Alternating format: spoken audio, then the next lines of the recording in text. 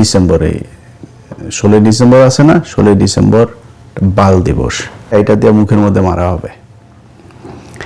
16 ডিসেম্বরের যে বিজয় দিবস বলবে ওইটারে অনুষ্ঠানের ভিডিও পুরোটা দেখা তারপরে শেষ করতে হবে। এটা শুনে পাশার মধ্যে গরম তাপ লাগে তারপরে জাম করে উঠা গেলে হবে না, শেষ পর্যন্ত উঠা তারপরে বলে যাইতে হবে যে ইলিয়াস ভাই কি আসলে ঠিক বললো নাকি ব্যাঠিক বললো। যদি ব্যাঠিক বলি আমার জুতা দিয়ে পেটায়েন, কোনো সমস্যা, আমাদের সবার জুতা নিয়ে আমার গালে আমি নিব, কোনো সমস্যা নেই, শেষ করে যাইতে হবে। এটা অনুরোধ থাকলো, খুব গুরুত্বপূর্ণ প্রতিটা কথার।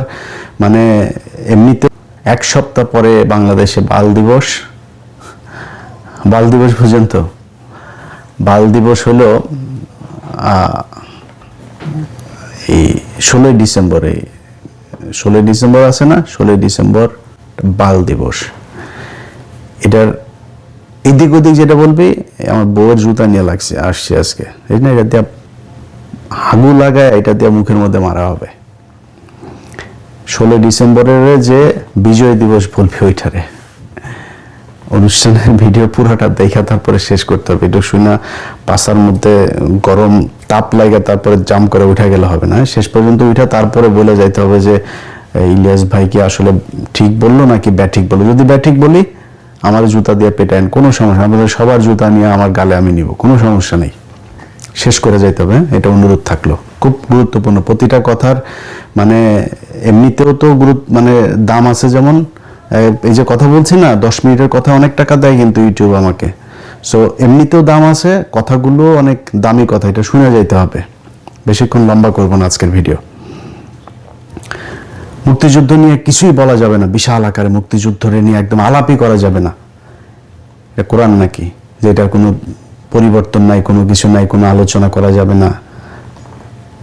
মুক্তিযুদ্ধের সময় এখন পর্যন্ত যারা মুক্তিযোদ্ধা আছে, আমাদেরকে যারা মুক্তিযোদ্ধা বলে, যারা যুদ্ধ করে দেশ স্বাধীন করেছে, মুক্তিযুদ্ধ মন্ত্রী ছিল এই যে মুজাম্মেল, নিকোলের বয়ফ্রেন্ড, 5 তারিখের আগের দিন পর্যন্ত নিকোলের মতো এরকম অনেক নারীদের খেয়ে গিয়েছে। তার মানে শরীরে শক্তি টক্তি ভালোই আছে। তো এরকম মুক্তিযোদ্ধা সারা দেশে আছে না, 20,000 টাকা করে ভাতা নিচ্ছে। এদেরকে ডাক দিয়ে আপনি জিজ্ঞেস করতে পারতেন না যে ভাই আসলে কতজন মুক্তিযোদ্ধা ছিল, কে কে রাজাকার ছিল, কার কার মারে পাকিস্তানিরা নিয়ে লাগাইলো, এগুলো করা যাইতো, তো খোঁজ নেওয়া যাইতো না, করেন নাই। কারণ কি, এটা বিশাল একটা গ্যাপ এই জায়গায় আছে, এই ভ্যাকুয়াম কেউ পূরণ করিতে চায় না।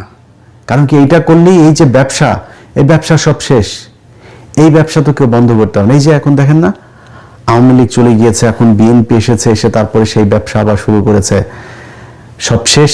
তারেক রহমানের একটা বক্তব্য শুনলাম, তারেক রহমান ভাই আপনি সব শেষ যে বক্তব্য দিয়েছেন, আপনার বক্তব্য কিন্তু আমরা এই 71-এর মুক্তিযুদ্ধ নিয়ে গত 6 বছরে 7 বছরে আপনার অনেক বক্তব্য আমরা শুনেছি।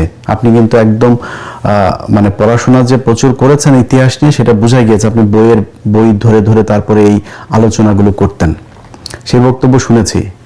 আজকের এই 2 দিন আগের যে বক্তব্য আপনি ইতিহাস নিয়ে দিয়েছেন, সেই ইতিহাসের বক্তব্য আর আপনি এতদিন যে বক্তব্য বলেছেন সেটা মিলছে না একসাথে। যদি আওয়ামী লীগের বয়ান যদি আপনি ইতিহাস মনে করেন, তাহলে আওয়ামী লীগের বয়ান অনুযায়ী আপনার আব্বা কিন্তু একজন রাজাকার। এটা কিন্তু মাথায় রেখে তারপরে ইতিহাস নিয়ে আলোচনা করতে হবে, খুব সাবধানে।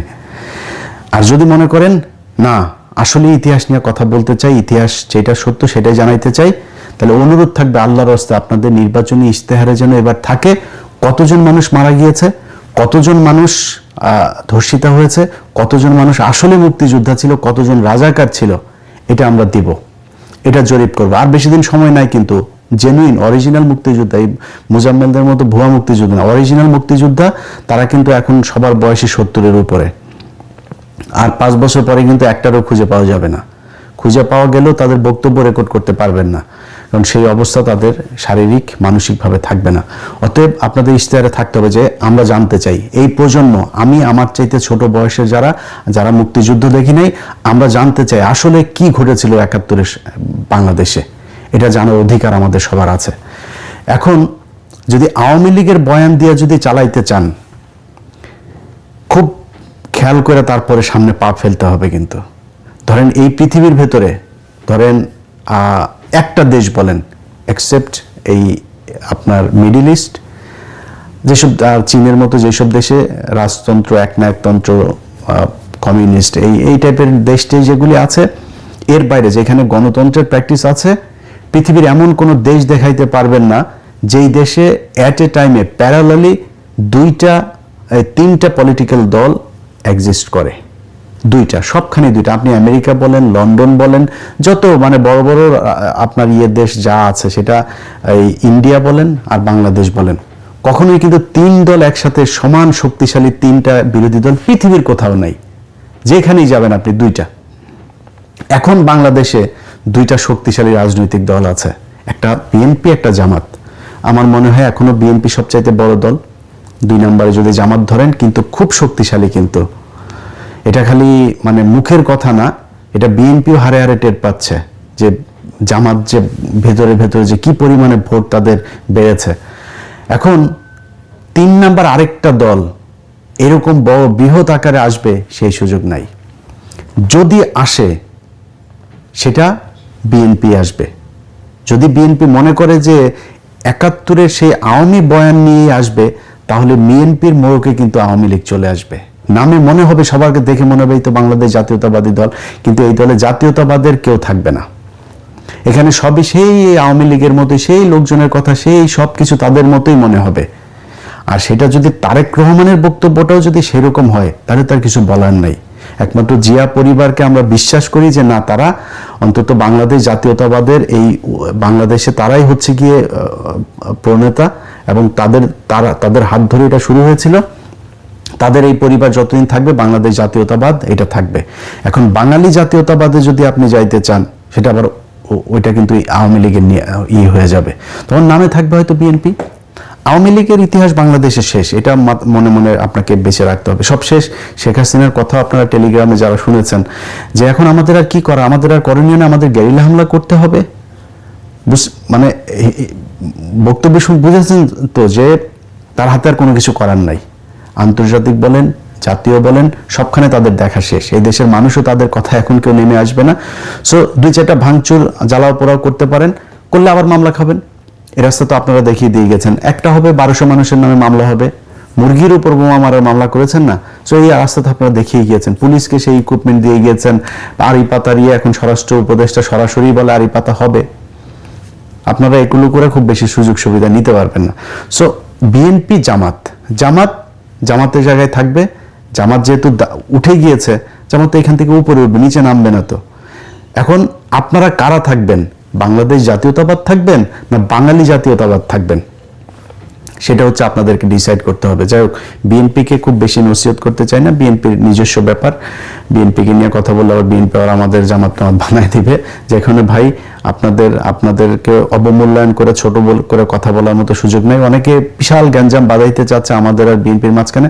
আমারে দিয়ে সেটা পারবেন না। কারণ হচ্ছে কি, কারণ এই বিএনপি তো গত 15 বছরে তারা জীবন দিয়েছে, তাদের পার্টির লোক গুম হয়েছে, তারা জেলে ছিল। এই পুরো দলটারে একদম যা মনে চায় তাই বলবেন, এটা বলা আমার এত দুঃসাহস হয় না, যে কারণে খুব বেশি বুঝাইলাম না। বাট সামনের দিনগুলোতে খুব সাবধানে পা চলতে হবে। মনে করেন জামাত ইসলাম ক্ষমতায় আসলো, আওয়ামী লীগ যা করেছে এই বিএনপির উপরে, জামাত ইসলাম সেটা কোনোদিনও করবে না। করলে আমরা ছেড়ে দিব না তো, যে জামাত এসে বিএনপির গুম করবে, খুন করবে, বিএনপির একদম বিরোধী দল নিশ্চিহ্ন করে ফেলবে, জামাতটা আমরা ছেড়ে দিব নাকি? কিন্তু যদি আওয়ামী লীগকে আবার আনেন, আম এবং ছালা দুটাই যাবে। এবার আসল আলোচনায় আসি। আজকে আমার এই বাম সাইডে আমার বউয়ের জুতা দেখাইছি না আগে, এই জুতাটার পাশাপাশি আরো একটা জিনিস আমার কাছে এনে রেখেছে, এটাও আপনাদের একটু দেখায় তারপরে অনুষ্ঠান শেষ করব। আজকে পিনাকিদার মতো আমার এডিটর সাহেবদেরকে একটু বলবো যে একটু কাজ করতে। এটা হচ্ছে আমাদের আপনার অরক্ষিত স্বাধীনতায় পরাধীনতা, এটা মনে হয় লেখাটা উল্টা দেখাবে যেহেতু ভিডিওতে। সো এই অরক্ষিত স্বাধীনতায় পরাধীনতা, এই বইটার এটা হচ্ছে এডিটর সাহেব আমার এটার প্রথম পৃষ্ঠার ছবিটা আপনাকে দিয়ে পাঠিয়ে দেব, আমি একটু দেখায় দিয়েন। এটা দ্বিতীয় সংস্করণ, দ্বিতীয় প্রকাশ জুলাই 2019, প্রচ্ছদ সুব্রত সাহা, প্রকাশক শহীদুল ইসলাম, কমলকুড়ি প্রকাশনার, বাংলা বাজার, মান্নান মার্কেট, 3য় তলা, ঢাকা 1100। যাই হোক, এই বইয়ের আমি আপনাদেরকে যেটা পড়বো 2019 সালে কিন্তু আওয়ামী লীগের সময়ে এটার ইয়েটা হয়েছে।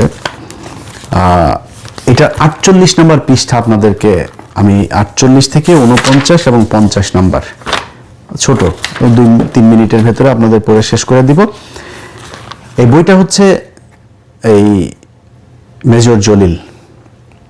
আমি কিছুক্ষণ আগে বললাম না যে 16 ডিসেম্বর বিজয় দিবস বলে জুতা দিয়ে পেটাবো, এটা কিন্তু আমি বলিনি, এটা এই মেজর জলিল বলে গিয়েছেন। কেমনে বলে গিয়েছেন, উনি ওনার ভাষায় বলেছেন, আমি আমার ভাষায় বললাম আর কি। তো 48